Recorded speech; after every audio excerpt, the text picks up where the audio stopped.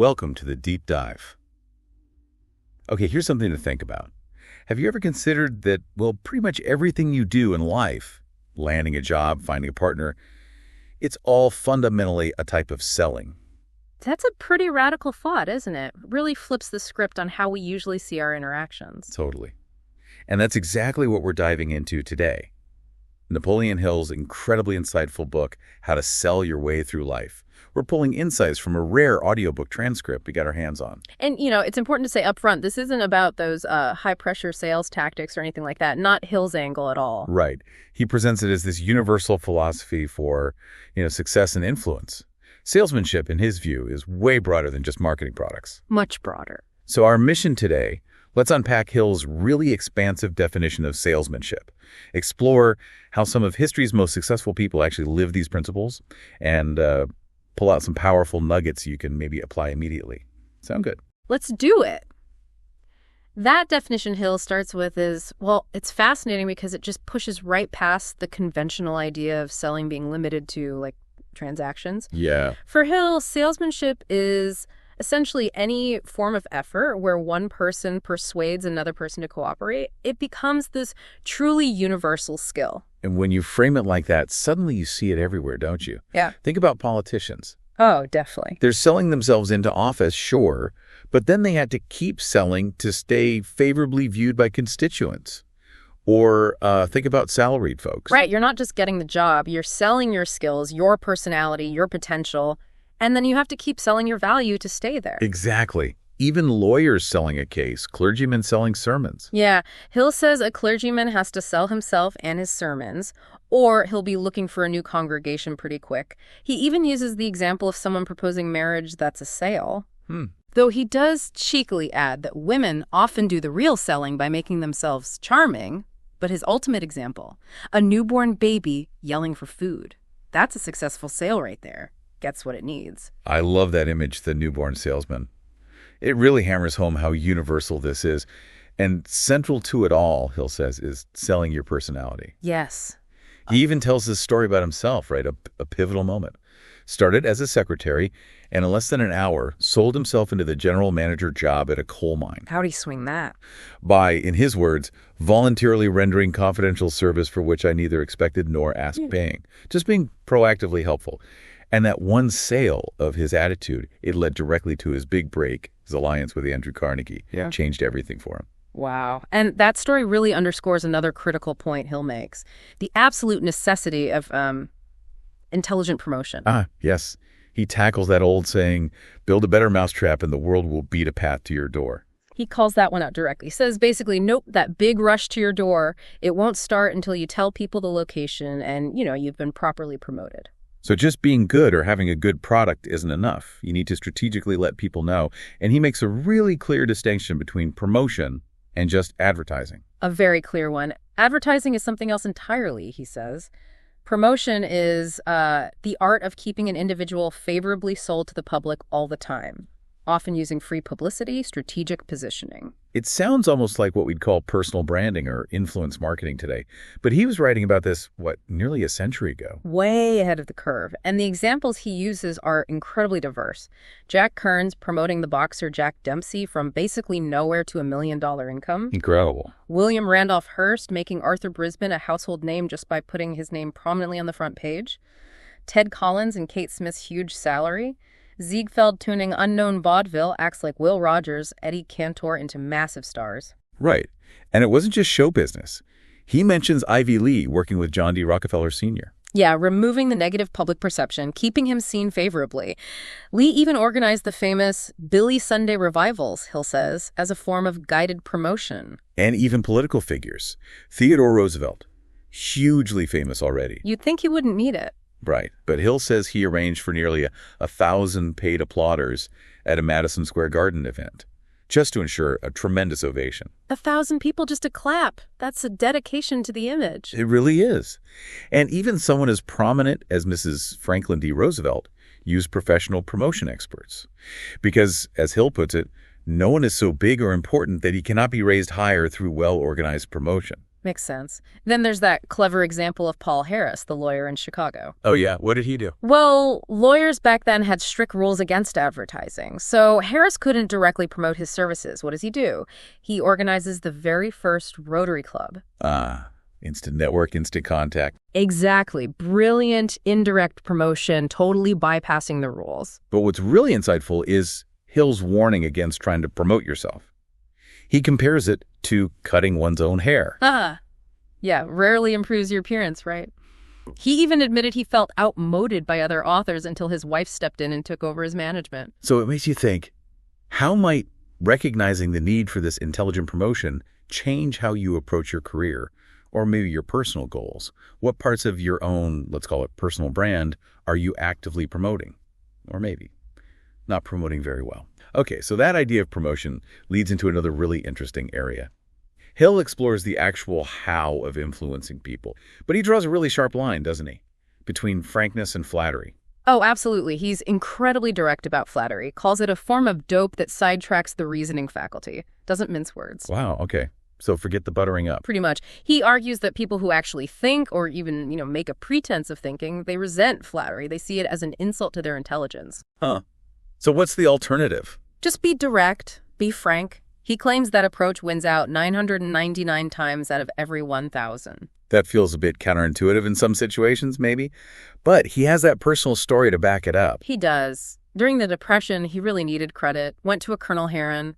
Instead of trying any kind of subterfuge or sugarcoating his situation, he just laid it all out, the financial weakness. Completely frank about it. And Herron granted the credit precisely because Hill didn't try to hide anything. His honesty built trust where trying to manipulate probably would have failed. That's a powerful lesson. And it fits with what he observed in big leaders, right? Like Carnegie paying Charles Schwab millions for his actual brains and personality, not just for flattery. Exactly. Dependable results come from valuing real substance intelligence, loyalty, integrity, not just superficial compliments. Okay, so start with frankness. Then how do you build influence positively? Hill talks about understanding basic human motivators. Right. The 9 basic motives. He says if you understand these and genuinely appeal to them, you can achieve cooperation without causing resentment. And building on that, he gives a really clear blueprint for building trust. The 10 major factors for building confidence. 10 factors. That sounds comprehensive. What are some of the key ones? Well, one huge one we've sort of touched on. Rendering more service and better service than you're actually paid for. That core go-giver idea. Okay, always deliver more value. Got it. Another is entering no transaction unless it benefits as nearly alike as possible everyone it affects, really emphasizing that mutual benefit, the win-win. That feels important for long-term relationships. Definitely. And then, maybe the most critical, making no statement that you do not believe to be true. Honesty isn't just ethical, it's strategic. That commitment to truth seems so fundamental, yet maybe easily compromised. It can be tempting, sure. He also talks about cultivating a wholesome admiration for people, genuinely liking them better than you like money. That's a big mental shift. Liking people more than money. Wow. And finally, maybe simpler but essential, spreading the sunshine of good cheer. As he bluntly puts it, no man trusts a joy killer. You need that positive energy. Can't argue with that. Yeah. It really does paint a picture so different from the stereotypical salesperson. Completely different. And it all points back to the internal game. Hill strongly believed that the salesman's own state of mind often matters more than the prospective buyer's state of mind in determining the outcome. How did he figure that? Well, he recounts this fascinating training method they use with, dummy offices. Green salesmen were basically set up to win a sale in these simulations. Not to teach tactics, but to build their internal confidence. Exactly. To let them experience success, even simulated, to build that genuine self-belief. It shows the immense power of your own confidence and mindset. So, think about these factors. Honesty, service, mutual benefit, cheerfulness, confidence. How starkly does that contrast with the typical, maybe negative sales stereotypes you might hold? And maybe more practically, how could adopting even just one of these principles start to shift your own relationships, whether they're personal or professional? Definitely something to chew on. Now, a huge chunk of Hill's book, maybe the most significant part, focuses on one person he calls his Exhibit A, and that's Henry Ford. Right. Hill said Ford was the source of more useful knowledge than all the other men whom I've ever met. He apparently analyzed Ford annually for 20 straight years. 20 years.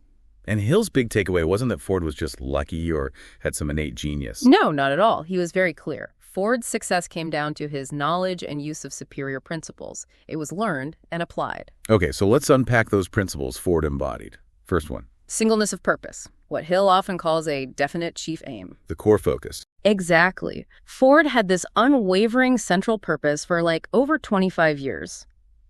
To manufacture and sell a dependable automobile within the price range of the farmer and the working man. That was it. Laser focus. Never deviated. Crucial to his fortune. That kind of long-term focus is incredible, and it must have required the next principle. Persistence. Oh, absolutely. Hill described Ford's persistence as being of the quality that knows no such possibility as defeat. He'd acknowledged temporary setbacks, sure, but never accepted them as final failure. Is that where the story about the Model T's rear axle comes in? That's the perfect example. Engineers proposed a change. Ford's response was basically, absolutely not. We are selling more cars than we can possibly deliver right now. We are not going to make this or any other change. He stuck rigidly to the plan that was working towards his main goal. Wow. Sticking to your guns like that requires, well, the next principle, faith. A deep, abiding faith. During the Great Depression, when most businesses were panicking, cutting back, Ford went right ahead with his business knowing that the storm would pass. What was his reasoning? That seems risky. Hill says Ford literally looked at the natural world and observed that there was no depression in the realm of nature. Seasons change, things grow. He believed in underlying principles and cycles that were bigger than temporary human economic crises, allowed him to act counter-cyclically. That's a really profound way to look at it. Okay, what else defined Ford's approach? The principle of doing more than paid for. That go-giver mentality again. Hill actually called Ford America's first go-giver type of salesman. And the famous $5 a day minimum wage was the prime example of that. It was the ultimate example. He completely reversed the order of application of the usual thinking. People thought it would cost him a fortune. But it didn't. No. Hill argues it made each workman his own supervisor, leading to more service, better quality service, more harmonious spirit. It was rooted in Ford's belief in giving the utmost value for the least possible cost, and it paid off massively. That's counterintuitive but brilliant. And this idea of getting the best from people connects to the mastermind principle, right? Yes, absolutely. Ford's stupendous power, Hill believed, wasn't just Ford himself, but his incredible ability to coordinate the efforts of other men in a spirit of harmony. How did that manifest? His massive network of thousands of trained dealers. Hill saw them as forming one of the most efficient mastermind groups known in the entire field of distribution. It allowed Ford to estimate sales accurately, way in advance. It's like how Andrew Carnegie credited his own huge fortune to his mastermind group, his executive staff, with their combined knowledge and experience. It multiplies capability. Leveraging collective intelligence. Makes sense. Okay, and the final principles Hill highlighted in Ford. Sportsmanship and humility. Apparently, Ford could handle criticism and defeat just as gracefully as he handled success. He had this unusual poise, that reputation for ruthlessness. Hill reframes it as just an insistence on efficiency, which ultimately benefited workers with fair wages and the public with great value. And the humility part, where did that come from? Hill ties it to Ford's understanding of, intangible laws of nature. Maybe seeing himself as part of a bigger system. His friendships with scientists like Edison and Burbank likely contributed to that perspective, that he wasn't the sole source of everything. It's quite a picture. A man with little formal schooling achieving world-changing success through these deliberate principles. It really demonstrates their power when applied consistently. So for you listening, Henry Ford wasn't born a genius, had little education, yet became one of the wealthiest, most impactful figures ever, thinking about his core principles, that definite chief aim, the persistence, faith, the go-giver service, the mastermind teamwork, the sportsmanship and humility, which one of those resonates most strongly with the challenges you're facing right now. And how could you, maybe starting today, begin to integrate that principle more into your life? Wow, we have really covered a lot of ground today, haven't we? It's been quite a deep dive. Definitely. Starting with just completely rethinking what selling even means, right? Expanding it way beyond transactions to this universal art of influence, cooperation, touching pretty much every part of life. Yeah. We looked at the vital role of intelligent promotion, the surprising effectiveness of being frank, over just flattering people. Yeah, and building that real confidence, that trust through genuine service, having the right mindset. And then seeing it all come together in the life of Henry Ford. That incredible focus, the persistence against odds, the deep faith, the go-giver approach, harnessing the mastermind. Just powerful foundational principles. It truly is a comprehensive and honestly timeless way to look at how you can navigate life more effectively by understanding basic human nature and applying these really sound ideas. And Hill brings it all home at the end of the book with something really quite profound, doesn't he? He talks about the golden rule. Yeah, but not just as, a nice moral guideline. He argues it's a practical, almost mechanical law of success. A law of success. How does he explain that? He states it very directly. When a man is in difficulty, the very best thing he can do to overcome it is to find some other person or persons who likewise are in difficulty and help them. That's interesting. Help others when you're the one struggling. Why would that work? Because, Hill argues, people who genuinely live by that rule, they cannot be cheated of their compensation. By focusing on helping others, you build within yourself what he calls that imponderable spiritual, something known as the right mental attitude. Ah, okay. So the act of helping cultivates the right internal state. Exactly. And that positive mental attitude is what naturally attracts friends, favorable opportunities, good ideas, supportive circumstances. It creates this upward spiral. It suggests this really deep link between contributing to others and achieving your own prosperity and happiness. A very direct link in Hill's view. Okay, so here's the final provocative thought for you to take away from our dive today. How might truly embracing that golden rule, really adopting that go-giver mindset, focusing consistently on giving more service, more value than is expected, how could that genuinely transform your journey towards happiness and prosperity? Remembering that other powerful insight from Hill, every adversity brings with it the seed of an equivalent advantage, something to really sit with and ponder.